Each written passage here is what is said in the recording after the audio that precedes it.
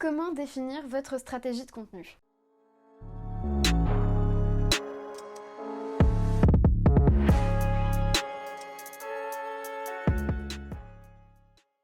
L'idée de base de la stratégie de contenu, c'est de faire en sorte que les gens qui vous lisent, qui vous regardent, qui consomment votre contenu, vous trouvent pertinent, vous fassent confiance et de ce fait aient envie de consommer vos services ou vos produits.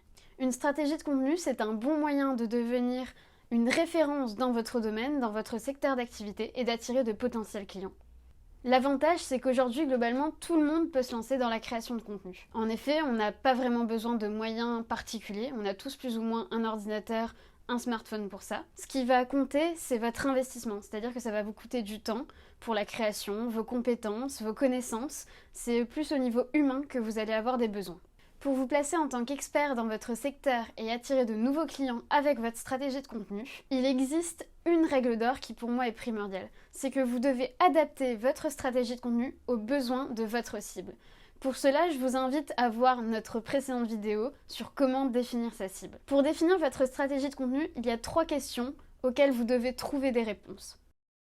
La première question, c'est quels sont les objectifs de votre stratégie de contenu? À quoi va-t-elle servir?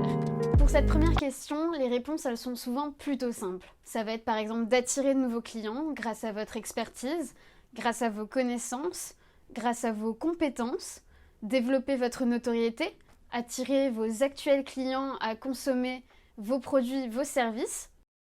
Et la deuxième question à se poser, ça va être quels sont les formats les plus adaptés pour réaliser ces objectifs? Quel type de contenu allez-vous produire? Alors ça peut être des formats vidéo, par exemple créer des vidéos tutoriels pour apprendre à utiliser vos produits, faire de la photo, des illustrations, du dessin, des articles de blog, des quiz, des QCM, des tests, des témoignages, des interviews clients, des podcasts ou encore des documents divers, des guides, des tableaux Excel, des livres blancs. Bref, il y a plein de types de contenus que vous allez pouvoir produire. N'oubliez surtout pas que le contenu réalisé doit être utile, doit rendre service à vos clients et vos potentiels clients. Sans les matraquer à coups de posts publicitaires, c'est vraiment ce qui va vous aider. Le contenu gratuit, c'est aussi un bon moyen pour vous de récupérer des informations, des coordonnées sur vos potentiels clients. Dans le jargon marketing, on appelle ça un lead magnet. Alors surtout, n'hésitez pas à tester de nouvelles choses, à itérer en fonction de ce qui plaît, ce qui fonctionne le plus avec votre cible. Alors la troisième question, c'est la suivante. C'est quel support allez-vous utiliser pour transmettre votre expertise? Sur quels canaux allez-vous diffuser votre contenu? Donc il y a les réseaux sociaux, vous les connaissez globalement, Facebook, Instagram, ça peut également être TikTok, Snapchat, pourquoi pas WhatsApp, YouTube, il y en a vraiment plein et il y en a forcément un qui va vous correspondre et correspondre à votre cible. Il y a également les forums, les blogs. Si vous êtes rédacteur SEO, pourquoi pas créer des articles et créer du contenu autour de la rédaction. Il y a les newsletters qui vous permettent de garder un lien, de mettre en avant des articles, des photos et vos réalisations. Et pour découvrir ces différents canaux et trouver ceux qui vous correspondent, qui correspondent à votre cible, le mieux, c'est tout simplement d'essayer.